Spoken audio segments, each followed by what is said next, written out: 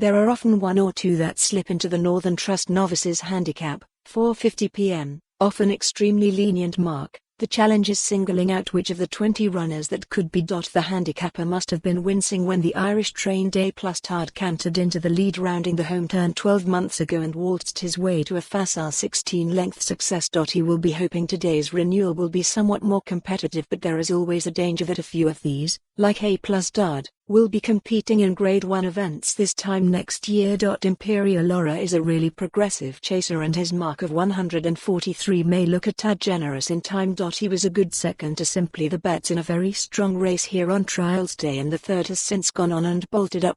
Kim Bailey's stable are in better form now and he looks the pick at 5-1 with Ladbrokes. Hold the note looks sure to go well, as does Irish Raider Galvin, who appears to have been laid out for this. The pair have both been well found in the market, so I may have a little saver on top weight Precious Cargo instead. Although once touted as a potential Arkle contender, he appears to have been run off his feet over 2 miles. The half-mile step-up in trip is a bit of an unknown, but at a general 14-1 I am prepared to chance my arm each way to find out.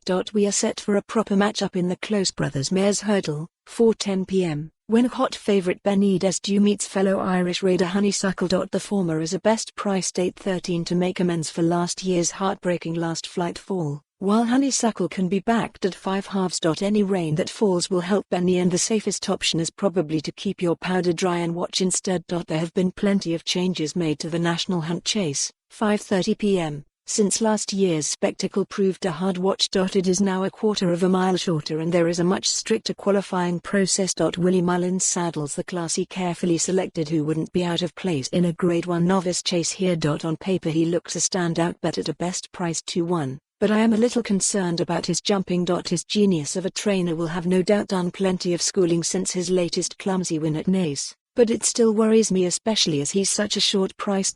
With so much rain around, I am going to take a chance on Springfield Fox at around 15 halves for the Tom and Noel George father and son combination. He was super impressive on bad ground over 3 miles at Exeter last time and jumped supremely well. In fact, jumping seems to come far more naturally to him than the favourite, and there are no hiding places at Cheltenham. Pointus Imperial Aura 4:50 p.m. Cheltenham Precious Cargo EW 4:50 p.m. Cheltenham Springfield Fox EW 5:30 p.m. Cheltenham. For more on this story, visit the news article link.